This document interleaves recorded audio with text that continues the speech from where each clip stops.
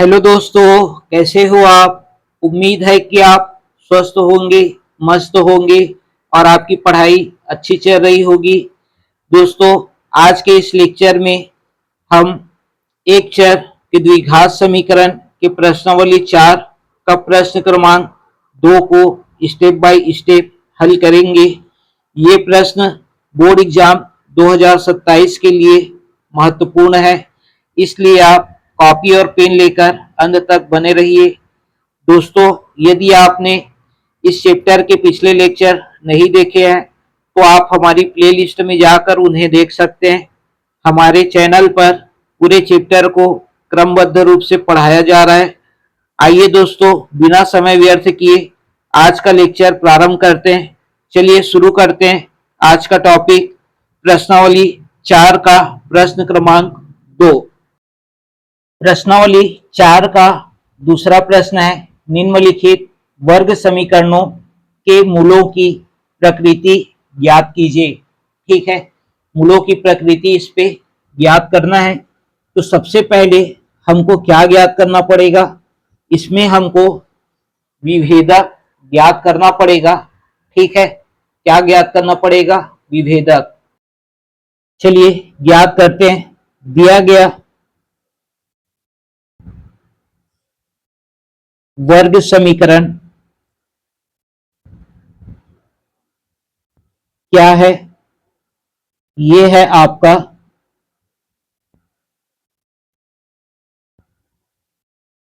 x का वर्ग ऋण का 4x धन का 4 बराबर 0।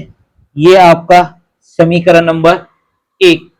ठीक है, इसमें आप क्या करेंगे, समीकरण 1 की तुलना मानक वर्ग समीकरण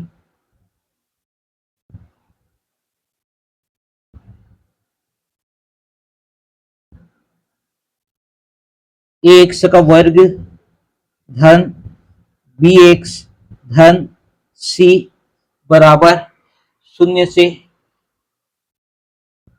करने पर इससे जो है तुलना हम करेंगे तो क्या मिलेगा हमको, ए बराबर आ जाएगा 1, बी बराबर ये आ जाएगा ऋण का 4 और सी बराबर आ जाएगा धन का 4। ठीक है, इसके पश्चात आगे क्या करेंगे, हम निकालेंगे विभेदक। ठीक है, क्या ज्ञात करेंगे, विभेदक। डी बराबर क्या होता है, बी का वर्ग ऋण का 4 ए सी। ठीक है, इसमें जो है बी का मान जो है कितना है, ऋण का 4 है, पूरे का वर्ग कर देते हैं, ऋण 4। ए का मान कितना है, 1 है।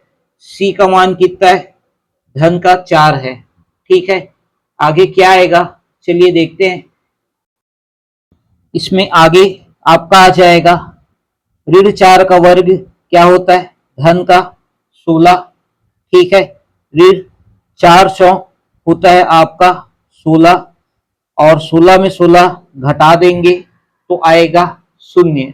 ठीक है, और 0 आने पर क्या होते हैं, मूल की जो प्रकृति होती है वो क्या होती है, वास्तविक होती है और समान होती है। ठीक है, तो यहां पर लिखेंगे क्या, चूंकि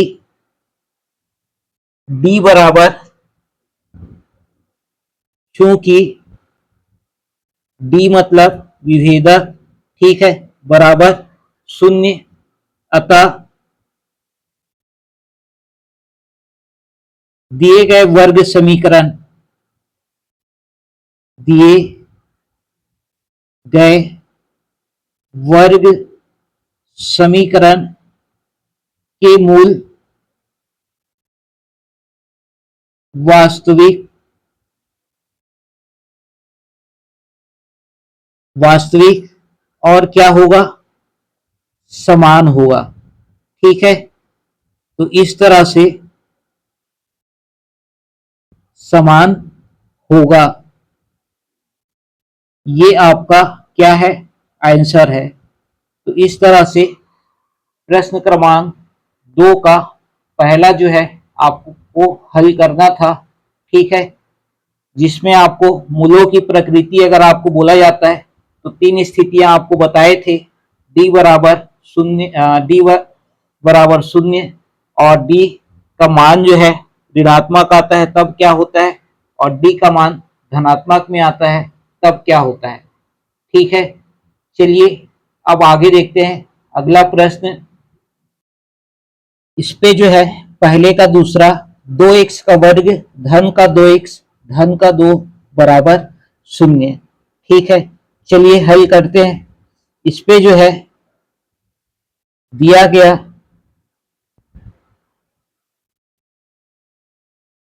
वर्ग समीकरण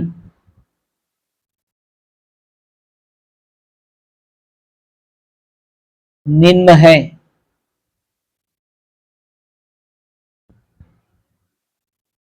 क्या है, 2x का वर्ग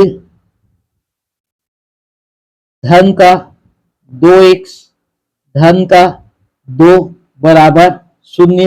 ये आपका समीकरण नंबर 1 हो गया। इसके बाद समीकरण 1 की तुलना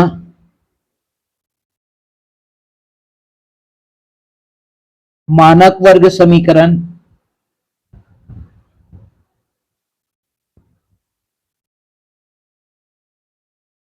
एक्स का वर्ग धन का बी एक्स धन का सी बराबर शून्य से करने पर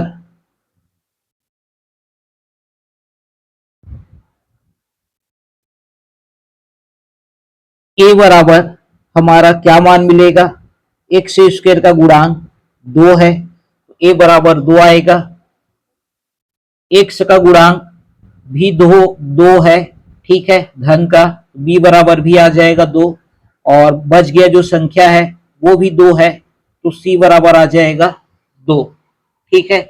इसके पश्चात क्या ज्ञात करेंगे, विभेदक, और ये आपका बी का वर्ग ऋण का 4ac ये होता है, जिसपे बी का मान 2, ठीक है, 2 का वर्ग हो जाएगा ऋण 4, ए का मान भी 2 है, सी का भी मान 2 है, ठीक है।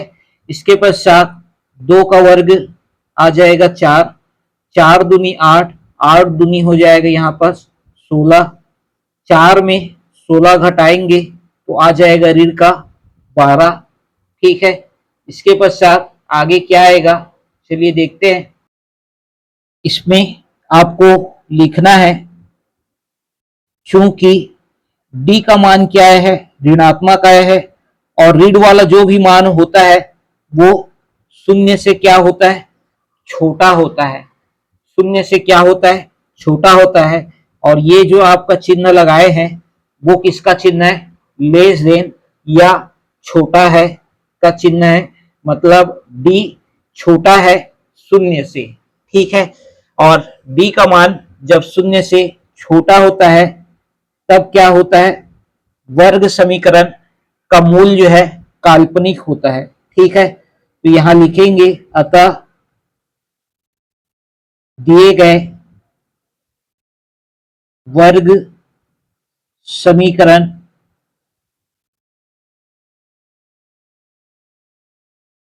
के मूल काल्पनिक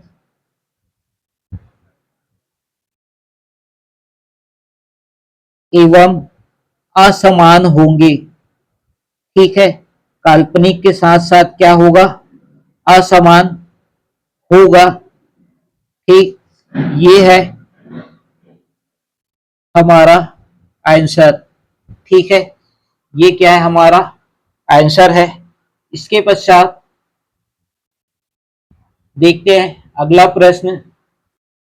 अगला प्रश्न है दूसरा का तीसरा, इसके पहले वाले प्रश्न में पहले का दूसरा लिख डाले थे, उसको आप सुधार लीजिएगा। वो आपका दूसरे का दूसरा है, ठीक है। अभी जो हम हल कर रहे हैं वो आपका दूसरा प्रश्न है, ठीक है। और ये है दूसरे का तीसरा प्रश्न। इससे पहले जो आपका हल किए हैं वो आपका दूसरे का दूसरा था और ये आपका दूसरे का तीसरा है, ठीक है। चलिए हल करते हैं। यहाँ पर लिखेंगे दिया गया समीकरण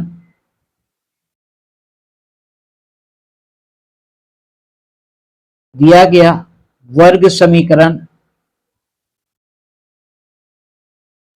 निम्न है,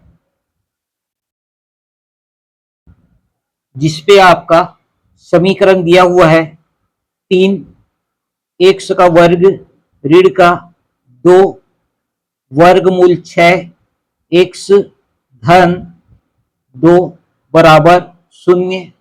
और इसको मान लेते हैं हम समीकरण नंबर 1। इसके पश्चात आगे क्या करना है चलिए देखते हैं। ये हमारा क्या था, समीकरण 1 था, ठीक है। 3x का वर्ग ऋण का 2 वर्गमूल 6 x धन का 2 बराबर 0। इस समीकरण 1 की तुलना समीकरण 1 की तुलना मानक वर्ग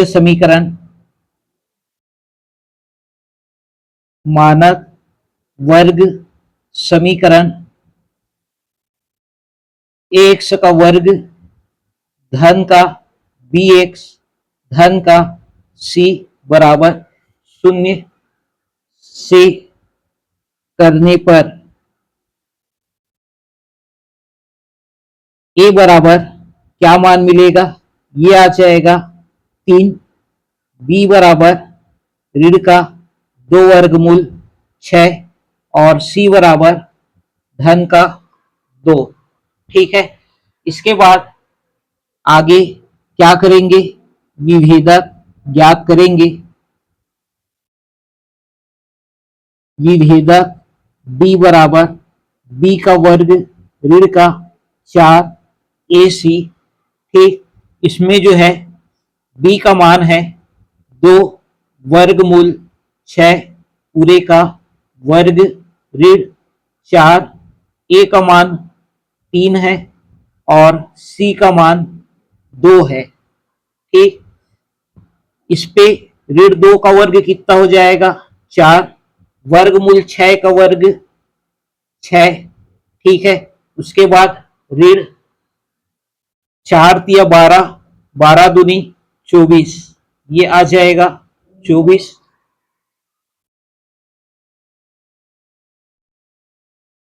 6 चौक 24, ऋण का ये आ जाएगा 24 और 24 में 24 घटा देंगे तो आ जाएगा 0, ठीक है। तो चूंकि d बराबर 0, अतः दिए गए वर्ग समीकरण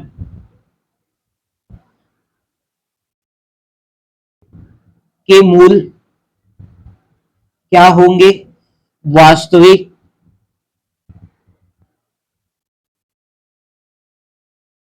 एवं समान होंगे, ठीक है। वास्तविक के साथ साथ क्या होंगे, समान होंगे।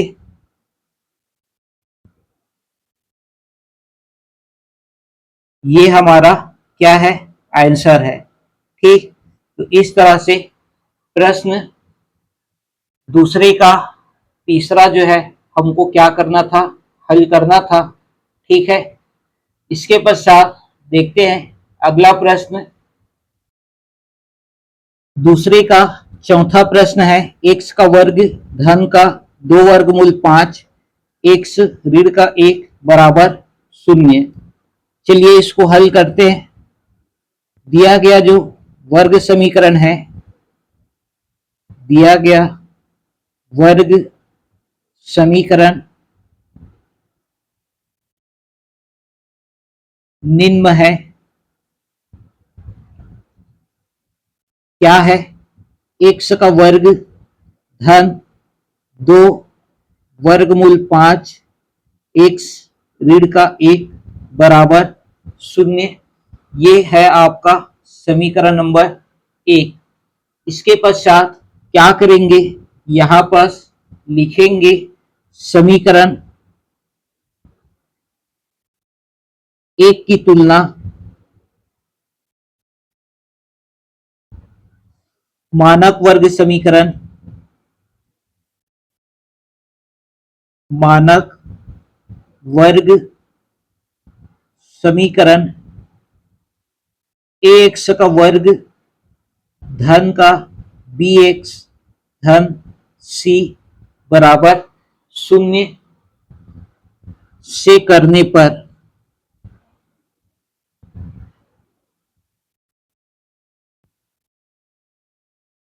से करेंगे तो a बराबर 1 आएगा, b बराबर 2 वर्गमूल 5 आएगा और c बराबर ऋण का 1 आएगा। ठीक है, चलिए लिखते हैं। a बराबर क्या आ जाएगा? a बराबर ये आ जाएगा 1, b बराबर आ जाएगा 2 वर्गमूल 5 और c बराबर ऋण का 1। ठीक है, इसलिए विभेदक d बराबर b का वर्ग ऋण का 4 ac, जिसपे आपका b का मान है 2 वर्गमूल 5 पूरे का वर्ग ऋण a का मान है 1, c का मान है ऋण का 1। ठीक है, इसमें जो है 2 का वर्ग हो जाएगा 4, वर्गमूल 5 का वर्ग हो जाएगा 5, ऋण 4 एकम 4, पहले तो ये ऋण गुणित ऋण धन हो जाएगा 4 एकम 4 और फिर हो जाएगा एकम 4, मतलब टोटल मान जो है कुल मान हमारा धन का 4 आएगा। 4 पंचे ये हो जाएगा 20, धन का 4 बराबर हो जाएगा 24। ठीक है, अब यहाँ पर मान जो है क्या मिला है? धनात्मक मान मिला है, तो ये क्या हो जाएगा? d is greater than, d जो है बड़ा है 0 से। धनात्मक वाला मान हमेशा क्या होता है? 0 से बड़ा होता है। अतः दिए गए दिए गए वर्ग समीकरण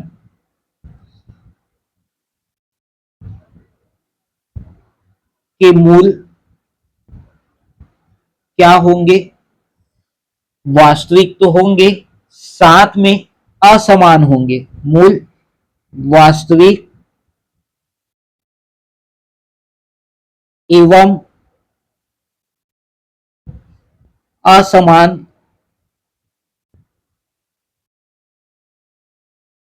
होंगे। ठीक है, ये हो जाएगा इसका आंसर। तो इस तरह से आपको दूसरा का जो चौथा है उसको हल करना था। ठीक है, इसके पश्चात देखते हैं हम अगला प्रश्न। अगला प्रश्न है दूसरे का पांचवा, 3/5 एक्स का वर्ग ऋण 2/3 एक्स धन का 1 बराबर 0। ठीक है, चलिए हल करते हैं। ये हो जाएगा आपका दिया गया वर्ग समीकरण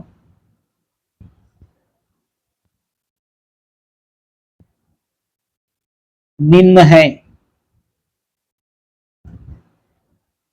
क्या है?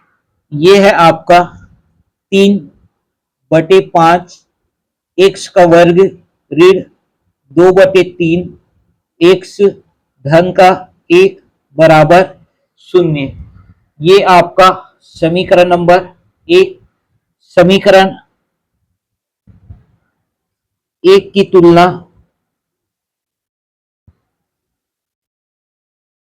मानक वर्ग समीकरण,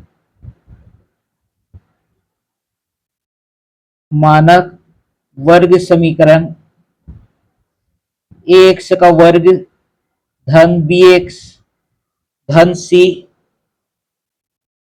बराबर 0 से करने पर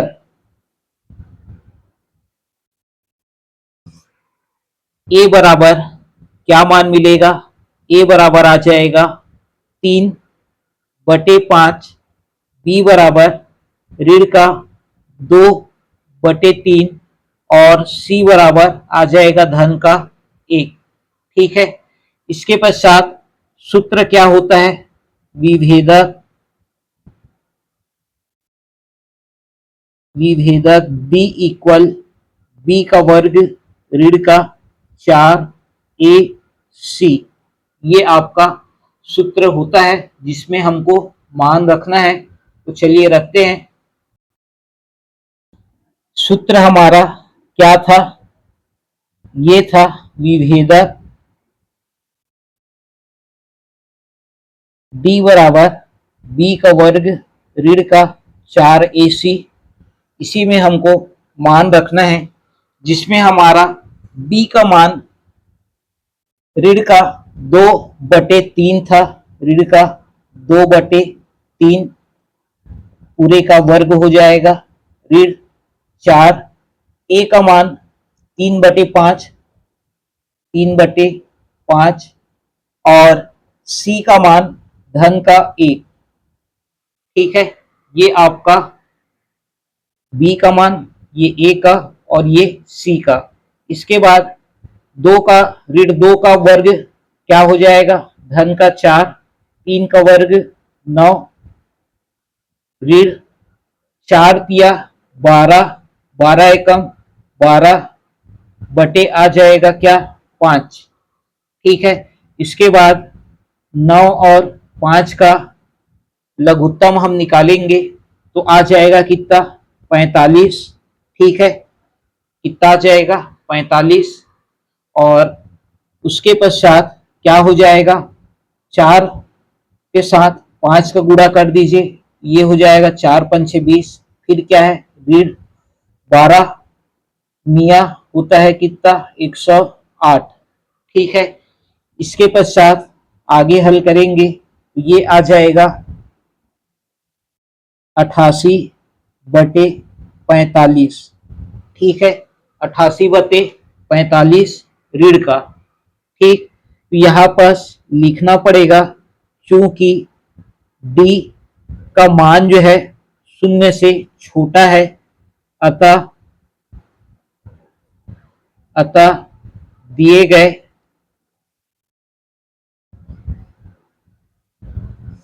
वर्ग समीकरण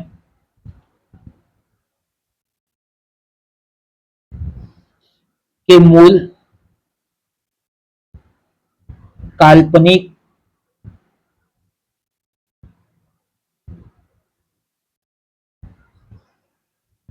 तथा असमान होंगे। ठीक है, काल्पनिक के साथ साथ क्या होंगे? असमान होंगे। ये इसका क्या हो जाएगा? आंसर। ठीक, तो इस तरह से प्रश्न क्रमांक 2 को हमको क्या करना था? हल करना था। ठीक है,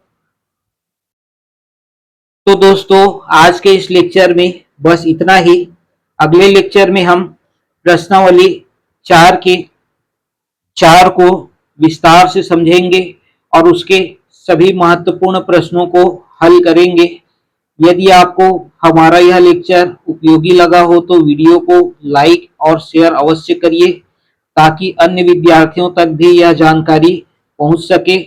अपनी राय और प्रश्न कमेंट्स में जरूर लिखिए और मैथ्स बाय अविनाश चैनल के साथ जुड़े रहिए। Thank you.